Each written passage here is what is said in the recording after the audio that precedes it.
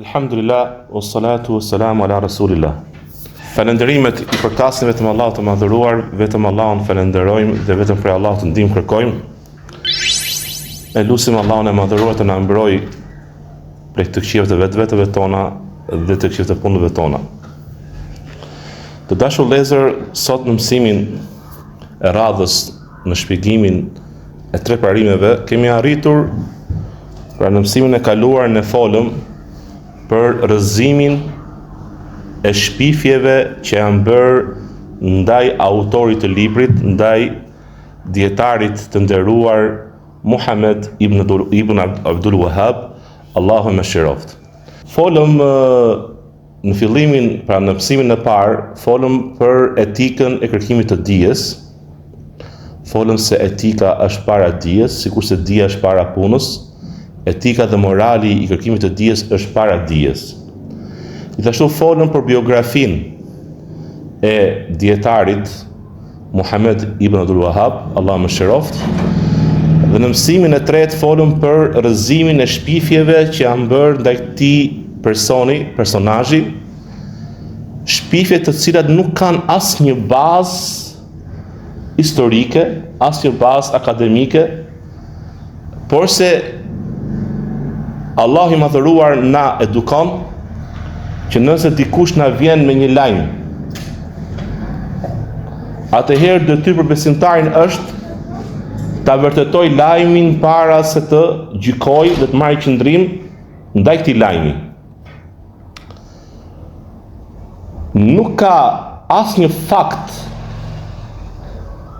fakt historik, asnjë fakt i cili bazohet në atë që shehu ka shkruajtur ose ka lënë prej trashëgimisë të tij akademike, pra ato të cilët flasin për shehun, për dietarin Muhammed ibn Abdul Wahhabin, flasin në bazë të hamendësive, në bazë të interpretimit që ata i bëjnë fjalëve të shehut ose veprimeve që shehu ka vepruar.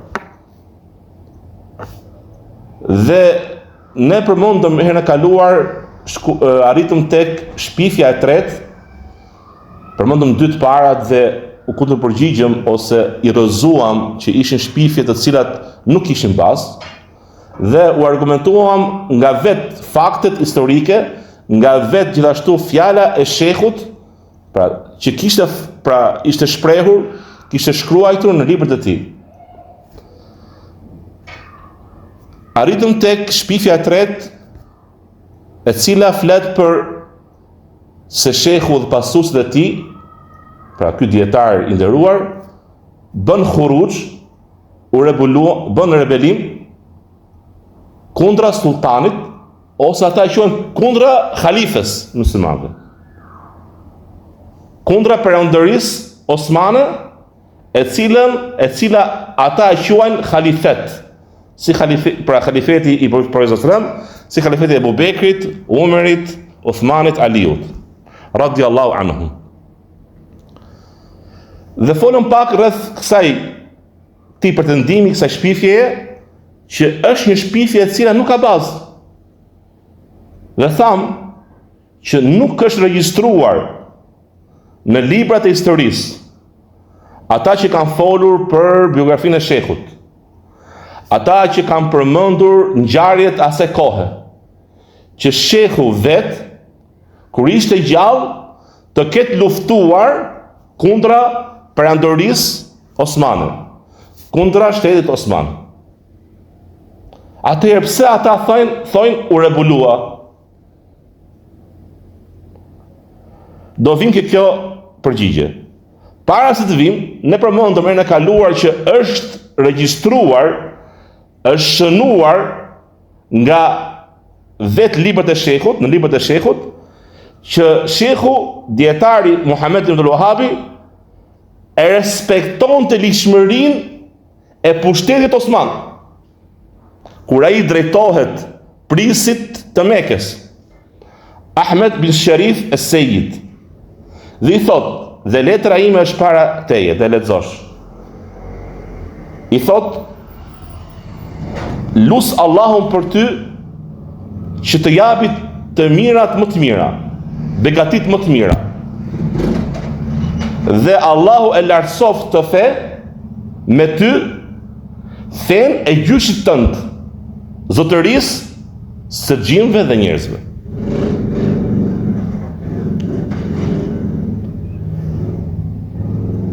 Atëherë pse ata e akuzojnë shehun që shehu ka dalë kundra, është rebeluar kundra shtetit Osman? Sepse ata e konsiderojnë se s'kan fakte. Fakti vetëm është që shehu ka qenë kritik ndaj besimit të dietarëve të cilët përkrahanin pushtetin Osman, i cili dhe ky pushtet përkrahante këta dietarë, të cilët ishin mendimin që lutja në vendet e mira ose në varret e njerëzve të mirë është e lejuar. Jo vetëm është e lejuar, pa ta dalin dhe më tepër, është nga punën më të mira që ti të dërmjetësosh tek Allahu me njerëz të mirë që janë në to varre. Dhe këta dietar kishin për tyre që kishin këtë mendim, dhe siç kemi shpjeguar në mësimet e kaluara, dhe mësimin e kaluar, dhe kishin për tyre të cilët çfarë? Nuk kishin të mendim, por kishin forcën për të folur kundra këtij mendimi, këtij besimit gabuar. Dhe pushteti Osman, perandoria osmane, shteti Osman bazohesh në këtë besim, e përkratë të besim. Dhe shehu ishte kritik, dhe të jesh kritik në mendim dhe në besimin e gabuar, për besimin e gabuar që ka pushtetari i një vendi musliman, nuk do të thotë që ti nxit për rebelim. Dhe për këtë është argument dhe çfarë veproi Imam Ahmedi. Imam Ahmedi kohën e vet ishte i pari i halifja, ose mbreti, ose sultani në atë kohë ishte Ma'muni. Ma'muni përkrahte kë besimin Mu'tazili, që thoshte gjithashtu Kurani është i krijuar, jo fjala e Allahut. Dhe kjo fjalë është shumë e rëndë, është prej fjalëve të kufrit, të mohimit. Dhe Imam Ahmedi ishte kritikues, ishte këshillues, dhe thirrja e tij ishte e hapur. Dhe askush nuk e quan që Imam Ahmedi çfarë? Bëri rebelim ndaj Ma'munit, edhe pse Ma'muni e burgosi, e torturoi për besimin e saktë që thristi Imam Ahmedi, prisi i sunetit në kohën e tij. Allahu më shëroft atë dhe tërë dietarët e Islamit që janë pishtarët e të vërtetës, janë ndriçuesit në të vërtetën. Dhe Imam Ahmedi ka qenë për kohën e tij shembulli më i mirë dhe argument për çdo i cili vjen pas. Është një shembull që duhet ta ndjekin të gjithë dietarët të cilët duan të ndryshojnë të keqen në të mirë. Kur është regjistruar në librat e historisë ndërhyrja ose përplasja e parë midis pasuesve të thirrjes së Muhamedit ibn Wahhabit, shehut, Allah më shëroft, dhe shtetit Osman. Është regjistruar 4 vite pas vdekjes së tij. Është regjistruar 4-5 vite pas vdekjes së tij. Në vitin 1211. Shehu ka vdekur kur? Në vitin 1206 të Hijretit. Përplasja e parë është bërë në kohën e princit saudit Abdulaziz ibn Muhammad ibn Saud. Dhe ushtria e tij, ushtarët e tij u përplasën me ushtrinë e kujt? Me ushtrinë e Suleman Basha e Memluki, që ishte nga udhëheqësit e zonës së Irakut. Dhe kjo përplasje nuk erdhi për shkak të kujt, sepse princi saudit, që ishte prej pasues të thirrjes së vërtet, donte të përhapte thirrjen e tij në Irak dhe i luftoi ata për mendimet e gabuara që kishin. Jo, sepse Suleman Pasha e Memluki ishte keqbërës, ishte prishës në tokë, sulmonte fiset e Nejdit për t'i plashkitur, dhe ai për të mbrojtur tokat e veta që kishte të Nejdit, luftoi me ushtrinë e Sulemanit. Që ne do marrim më pas që Sulemani vet ishte veçuar nga porta e lartë, nga shteti i portës së lartë Osman, nga Perëndëria. Ishte veçuar në pushtet. E kishte marrë zonën e Irakut për veten dhe fëmijët e tij. Siç ishte veçuar kush? Shqiptarin në Egjipt, Muhammed ibn Ali el Pasha. Mori Egjiptin për kë? Për veten dhe familjen e tij. Dhe u veçua nga Perëndëria.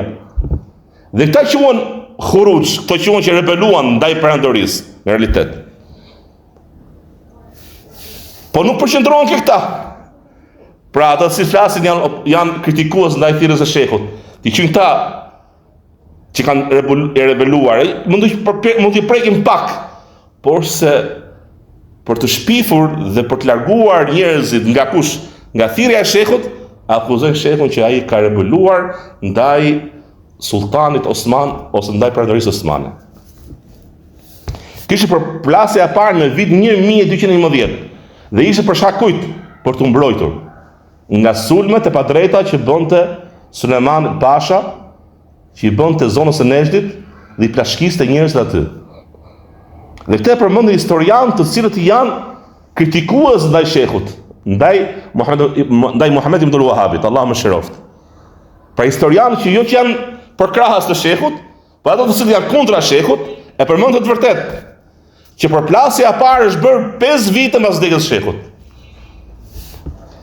Përplasja që është bërë e vërtet ndaj Perëndërisë Osmane, se këto quheshin të veçantë të Irakut, ishte në vitin 1227, 22 vite pas vdekjes së shehut. Me princin Abdullah, që kishte një nof quhet Abdullah el-Kebir, Abdullah i Madh. Abdullah el-Kebir ibn Abdulaziz, i biri Abdulazizit, i biri Muhamedit, i biri Saudit. Dhe ishte një ofensiv pra nga ana Osmanëve e drejtuar nga Tusun bin Muhammed Ali Pasha. Me princin Abdullah el-Kebir, dhe në këtë ofensiv, në këtë luftë, humbën Osmanlit. Gjithashtu, e përmendëm mësimin e kaluar, shpjeguam diçka shumë të rëndësishme. Anshutur Perëndëria Osmane nga historianët e vonshëm, e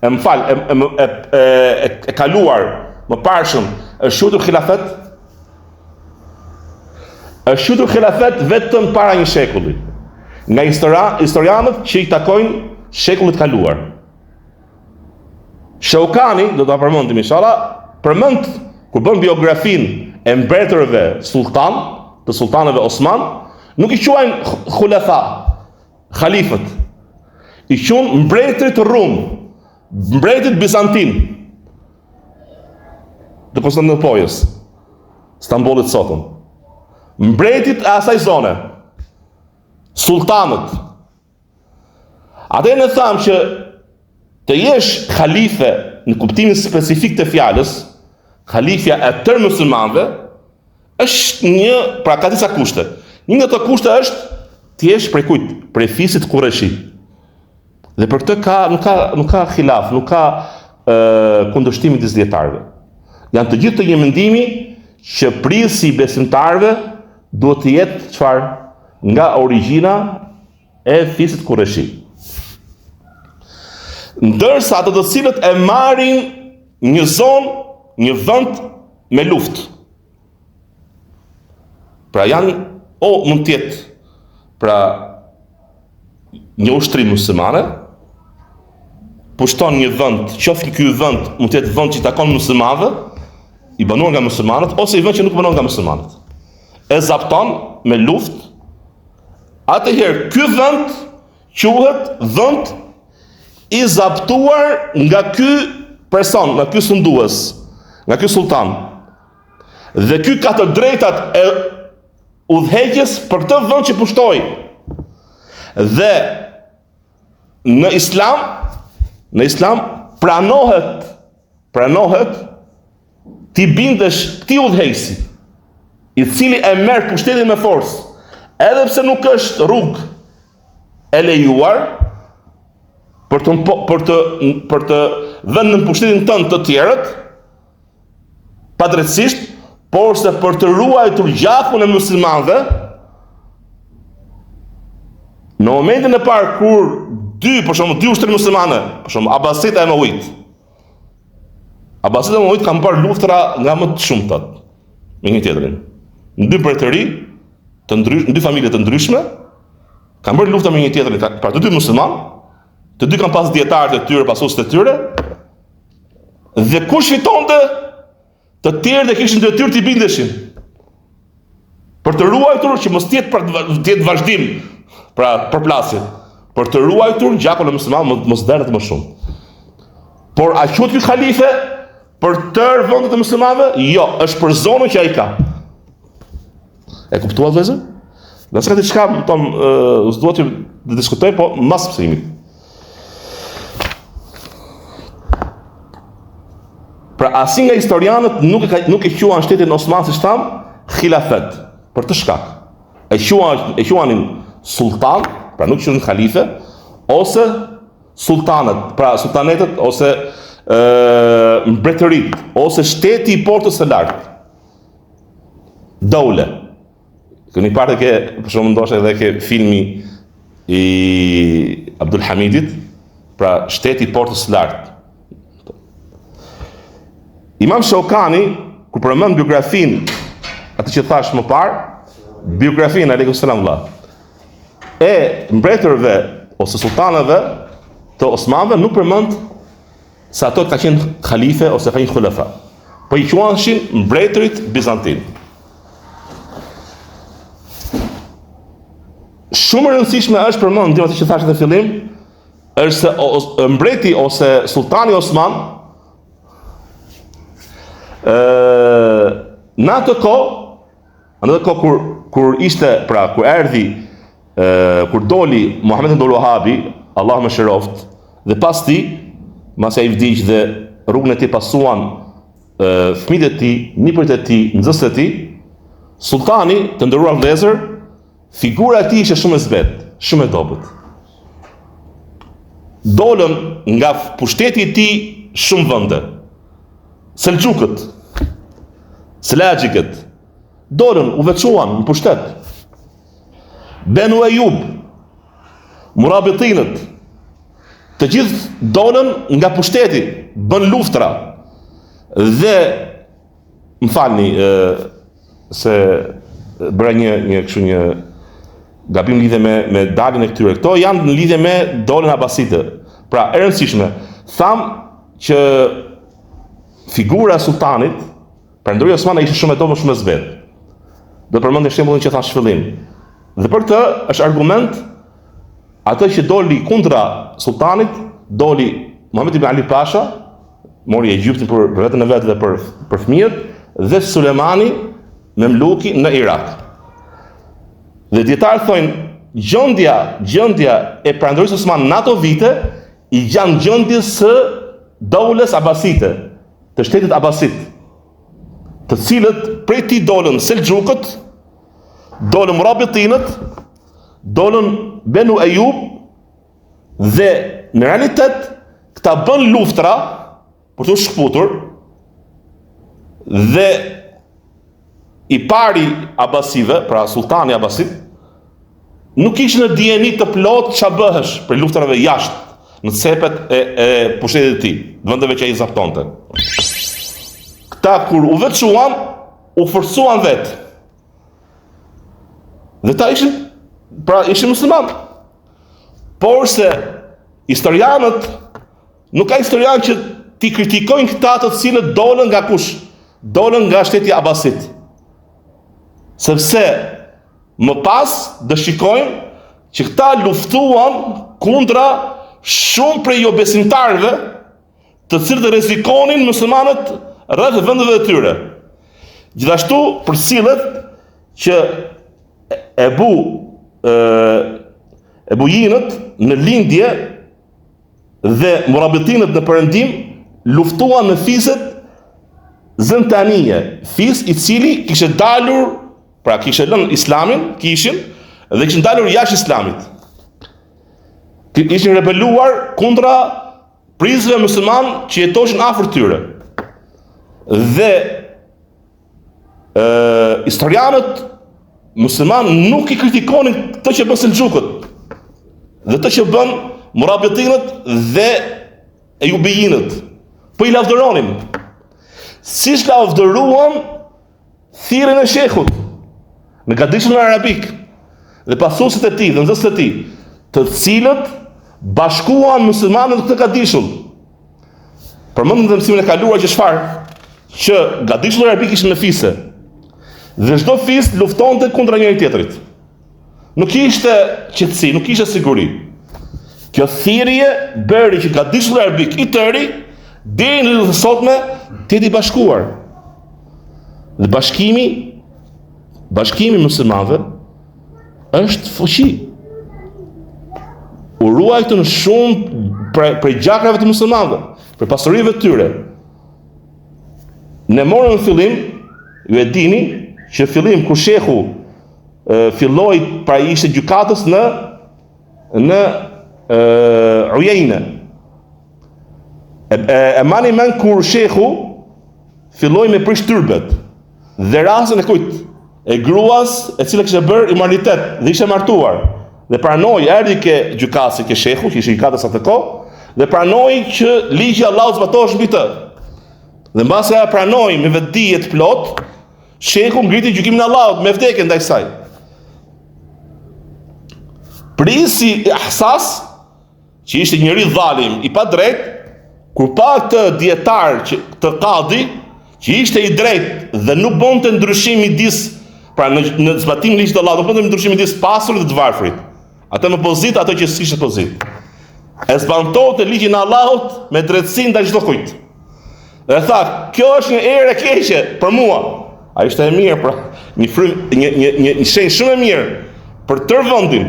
Thirrja e shehut është me të vërtetë një thirrje e bereqetshme. Jo se shehu kishte dije të mëdha të gjerë. Pa kishte një gjerësi dije dhe ishte shumë i dijshëm. Jo.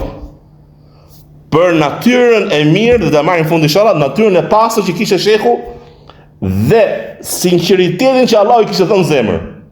Dhe karakterin e fortë dhe xhelozinë që kishte për fen Allahut azza wa xal. Ndryshonte nga dietarët e tjerë. Kishte dietar në kohën e tij që ishte më të ditur se ai. Çështja e tërë kush cila është? Zbatimi i kësaj dije dhe thirrja në të vërtetën.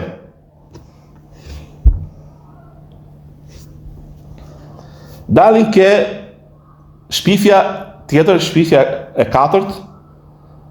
Ata pretendojnë se shehu ka bërë qafira disa persona me emra, si Ibn Ferruzi dhe Muaisi. Këta të dy janë dy personazhe të cilët thërrasin në lutjen e njerëzve të vdekur, të mirë. Qartazi. Dhe shehu në realitet është e vërtetë që i ka bërë këta ju besimtarë, pasi ai besoi se atyre është ngritur argumenti, pasi i thirrri ata, pasi këshilloi ata. Dhe duhet të dim që Imam Ahmedi ka bërë qafir një nga shokët më të mëdhenj të Imam Shafiut, që ka transmetuar më shumë dhe më mirë me thebin Imam Shafiut.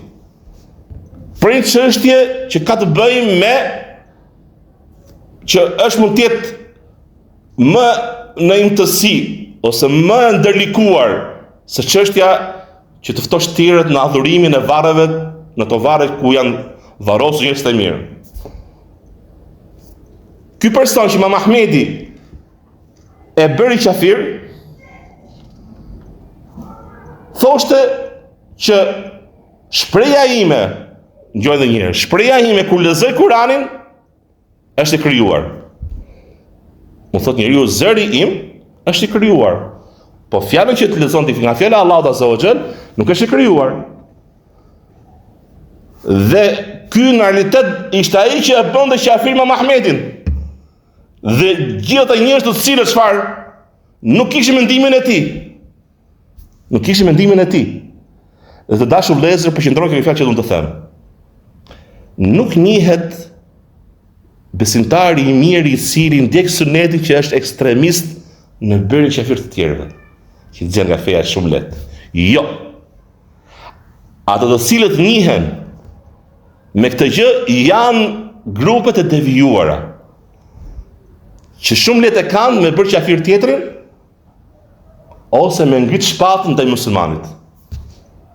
Ato të cilët nuk ndjekin rrugën profetike në besimin e tyre, në moralin e tyre, në adhurimet e tyre, devijojnë, shpikin e fe, njihen, pra libra dëshmojnë, historia dëshmon, që kanë qenë shumë të ashpër me ndjekës të sunetit.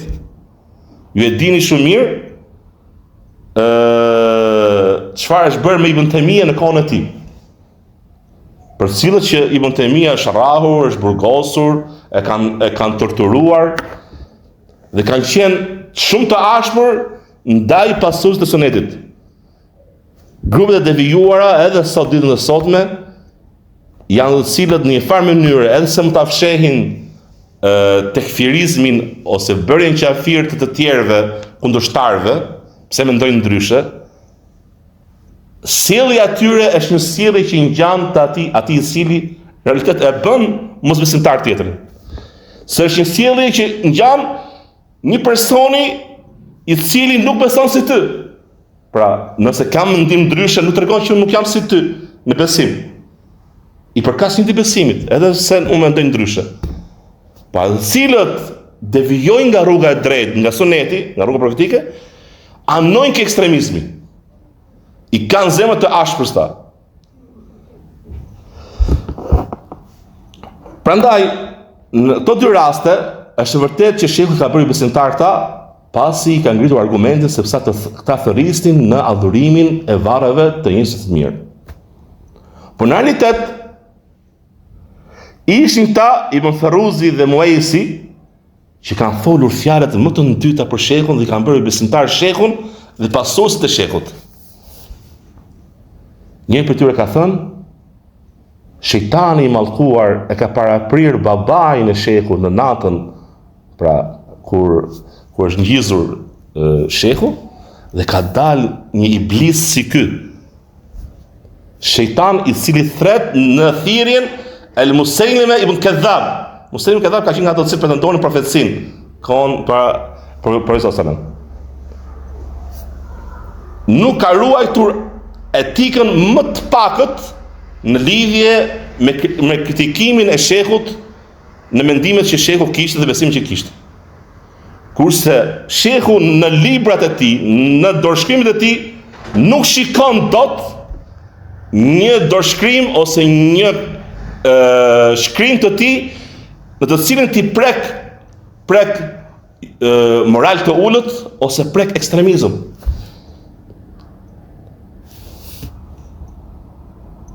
Gjithashtu bëhet një pyetje.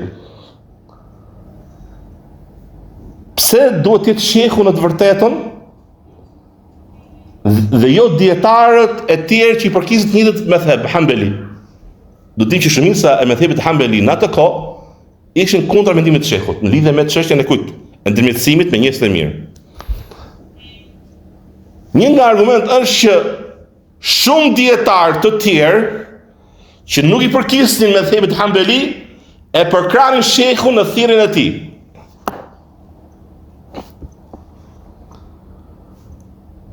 Edhe pse thashë themet dhe shpifjet shpërndaheshin për shehun shumë. Për shembull, në atë kohë ishte Imam Sanani nga dietarët e Yemenit, dietarët e Sunetit, kundërshtarët e shehut shkuan tek ai dhe shpifën ndaj shehut, ndaj Muhamedit ibn Wahhabit. Dhe e bindën atën e bindën duke bërë pra dialog me San'anin që mos ta quaj shirk të madh, vetë për nxjerr shehun pra Muhamedit ibn Wahabin gabim, mos ta quaj shirk idhujtari të madhe ose kufër të madh, lutjen e njerëzve të mirë, pra në varret e njerëzve të mirë. Dhe San'ani ka bërë një kritik për shehun. Allah më shëroftë të ty. Nxënësi i tij Shokani i ka bërë kritik mësuesit të tij, duke njohur më mirë thirrjen e shehut. Gjithashtu Ebu Bekr el-Khawkir el-Mekki,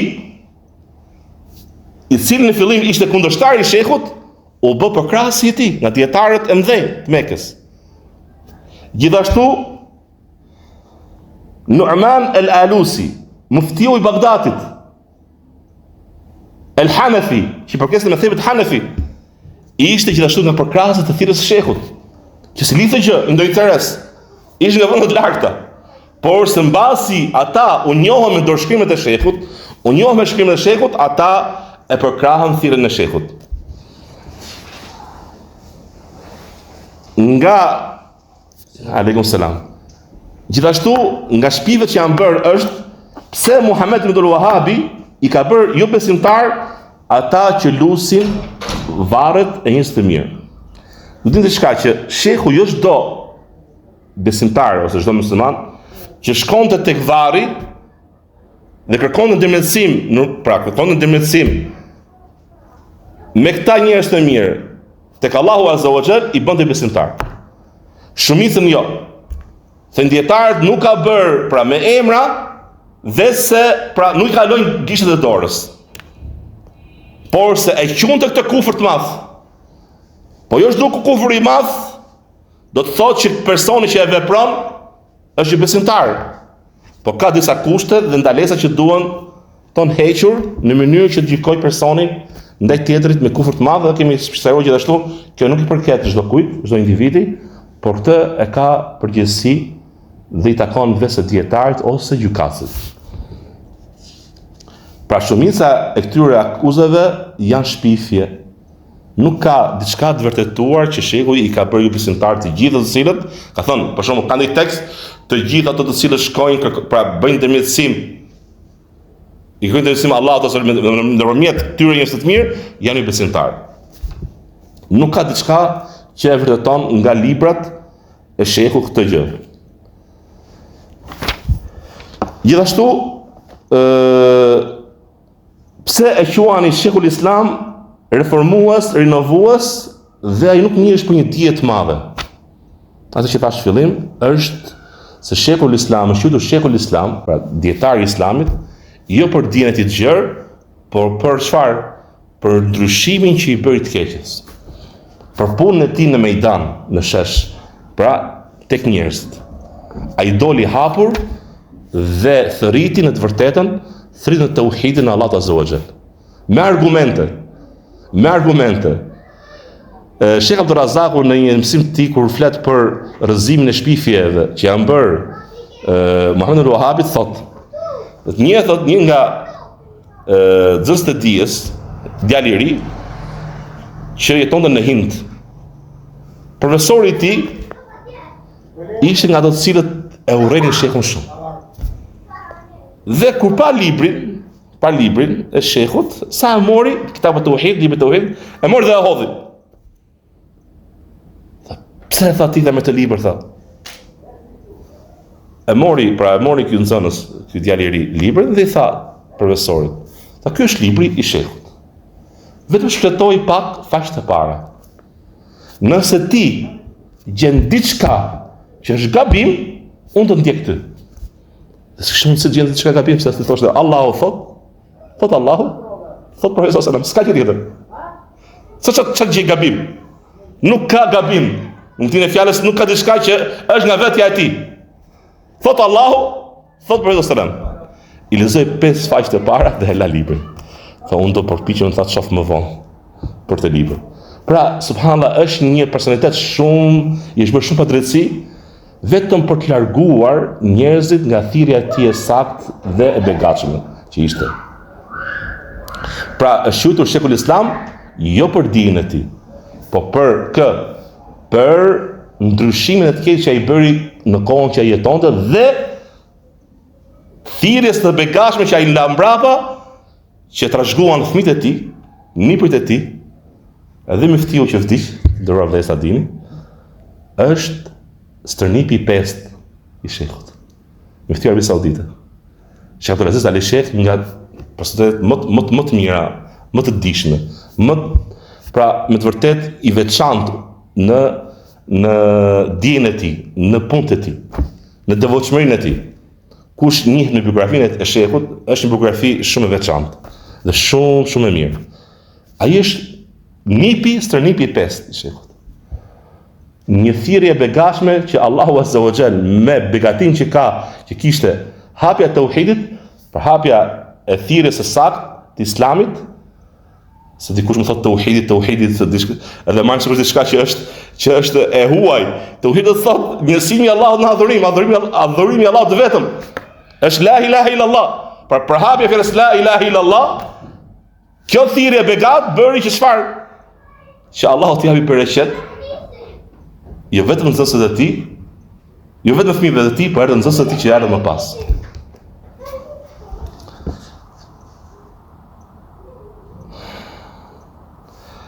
Nga shpive që thojnë është se shehu ka luftuar disa fshatra që në ato fshatra nuk njeshin që çfarë, që kishte në to tyrbe që adhuroshin varre. Po është vërtet. Po shehu nuk e luftuar ata për këtë çështje, se ato fshatra kishin tyrbe, ose pretendoi shehu që kishte tyrbe. Jo, nga fshatrat e Kasimit, shehu çoi për t'i luftuar ata sepse ata vran nxënësit që shehu kishte çuar atje për mësuar popullin.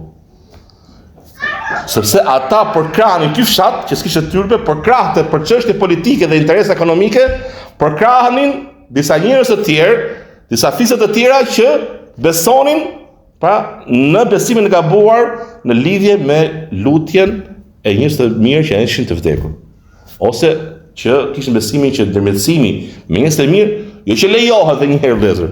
Ishte akide, ishte besim që është nga punët më të mira, që duhet ta veprosh. Do shkosh këtë tyrbja.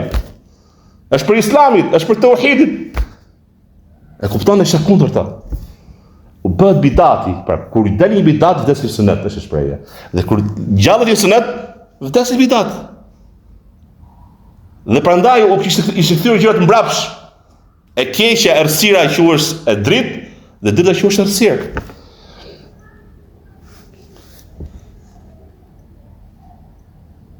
Shpifja tjetër është që të gjithë dietarët Hambeli të kohës së tij ishin kundra thirrjes së shehut. Kjo akuzë ka vërtetësi as pak. Për shembull, japim shembuj si nxënësi më i madh Ibn Ferruzit, ai që kundërshtari më i madh. Ahmed ibn Hasan ibn Rashid el-Faliqi, el-Ahsai, el-Hambeli. Ky person e pasoi thirrjen e shehut, thirrjen e të parëve selefie, pasim të sinqert. Sa kur erdhi shqiptari zullumqar, erdhi Ibrahim Pasha në Mekë, edhe pushtoi, dhe ky është nga dietarët në Mekë. I propozoi që ta lindte thirrjen e shehut dhe pasonte thirrjen besimin që bazohesh Perëndoria Osmane. Dietar të humbur. Ai refuzoi dhe ata torturuan. Pra, sepse ka mendime që jo, si ishte ky, pra nuk e ndoqi me sinqeritet, ishte ushtir në pasimin e thirrjes së shehut. Jo. Kjo që do të them tani tregon për sinqeritetin e madh që kishte ky dietar në pasimin e thirrjes së saktë. Ibrahim Pasha, që ishte njëri zullumqar, tiran i madh, torturoi me heqjen e thonjve dhe shkuljen e dhëmbë. Për ta detyruar që ai të lindte thirrjen e saktë, pa ai duroi derisa Allahu i dha durim dhe qëndroi në thirrjen që qëndroi në të vërtetën që ai kishte zgjedhur, pra në ndjekjen e rrugës profetike. Gjithashtu ata kundërshtarët e shehut bëjnë një hile në lidhje me që thonë dietarët Hambeli ose dietarët asaj kohe e kundërshtuan shehun të gjithë. Jo. Kundërshtarët e shehut thanë që janë dy llojesh. Kundërshtarët që e kundërshtuan shehun në thelb Pra në thirrjen, në thelb, në origjinë, kundërshtuan në lidhje me tauhidin dhe disa kundërshtuan në mënyrën se si shehu veproi ndryshimin e të keqes. Për shembull, a duhet lufta apo s'duhet lufta? Ose a i ka arritur argumenti atyre apo s'ka arritur argumenti? Në thelb ata ishin me shehun, kundërshtarët i qunin këta si kundërshtar të shehut, për të thënë popullit që shiko, gjithë dietarët kundër shehut. Jo, ka dëshmi në librat e tyre që përkrahin dahun e shehut, por se çfarë? Nuk përkrahin shehun në lidhje me çfarë? Me disa forma të ndryshimit të keqes. Ose a ka arritur argumenti pra atyre personave apo jo? Mos e zgjas më tepër të përmend emrat e dietarëve që i përkrahen, dalim ke e 10-ta, ke e fundit. Ai që Sheikh Muhammed ibn Wahabi ndryshe nga Ibn Taymija në lidhje me çështjen justifikimit me ignorancë për të që bën kufër. Disa thonë që Muhammed ibn Wahabi ka qenë ndryshe nga Ibn Taymija në mendim, në lidhje a justifikohet nga ignoranca ai që bën një kufër, vepër kufri, vepër pra mohimi. Nuk është e vërtetë që Muhammed ibn Wahabi ka qenë ndryshe nga Ibn Taymija në të çështje. Edhe pse kjo është një çështje që s'ka për të kritikuar dikush, sepse është një çështje që dietarët e mëparshëm e kaluar janë ndarë mendime që ignoranca është shkak në çdo rast, është shkak për justifikim në çdo rast për ato që bën kufër apo jo. Cilat janë shkaqet e suksesit të thirrjes së shehut? E para, thënë dietarët, ajo thirrje është mbështetur në tauhidin e pastër. Në atë tauhid që është mbështetur çdo thirrje e profetëve. Thirrja e shehut ishte mbështetur në thirrjen profetike, në tauhidin e pastër. Ai nuk thirri tek vetja e tij. Nuk thirri në mendime të shpikura. Nuk thirri në gjëra të padëgjuara. Ai thirri në fjalën e Allahut Azza wa Jall, në rrugën profetike. Dhe thirri në thelbin, në bazën e bazëve, që është tauhidi i Allahut, është sinqeriteti në tauhid. E dyta, shaku i dytë është se thirrja e tij bazohesh mbi rrugën profetike, në metodologjinë e pasuesve të sunetit. Pra, në rrugën e sunetit, në rrugën e Ahlus Sunna wal Jamaa, nuk ka ardhur diçka të re, dhe ishte bazuar në argumente. E treta, shkaku i tretë pse kishte sukses thirrja e shehut Muhammed ibn Wahabit, Allah më shëroft, sepse personaliteti i tij karakterizohesh në disa cilësi dhe tipare të veçanta.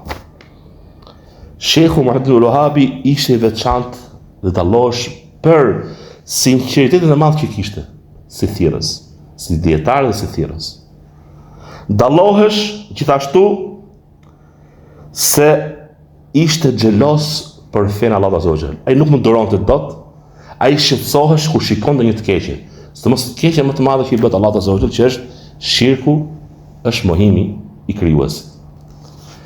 Të dashur vëllezër, kur thirrsi, kur muslimani thirrës në të vërtetën, këshillon, kjo buron nga ajo që ai ndjen në zemër, ka iman.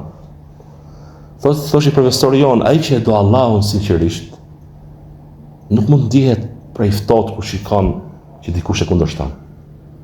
Dhe që do Allahun sinqerisht, dëshirojnë që të ta duan krijuesin, ata që ai do më tepër se gjithçka. Pra gjithçka buron nga zemra. Këtë dietar e lëvizi, nuk e lëvizi parja. I dhan parë dhe bëj davet. Si mund të bëjnë kjo shumë njerëz, janë mund të jenë agent, mund të jenë njerëz që i shërbejnë një mendimi, një ideologji të caktuar, merr parë, mbledh parë këtu, edhe bën për interesa, për pushtet, ose do arrin të bëhet mbreti i një vendi. Edhe subhanallah, lidhem të çështje Muhammed ibn Saudi, kur ata i dhanë dorë njëri tjetrit në fillim, i dhanë besë njëri tjetrit për të bashkëpunuar bashkë, për të parë këtë thirrje, dhe është bërë shkak të ndoshta nuk e përmendë, gruaja e tij, gruaja e princit, ka qenë nga gratë më të sinqerta dhe më të devotshme, që e bindi më tepër burrin e saj, princin e Dërhijes, që ta pasonte shehun. Edhe i thot Muhammed ibn Saudi, gjë thot, nëse ne thot kemi sukses, përhapin davën. Në shumë vende. Mos t'jesh nga ato që do më lesh mua vendin tim, dalësh nga vendi im dhe t'ikesh vend tjetër. Dhe të shiket me i princepat tjetër.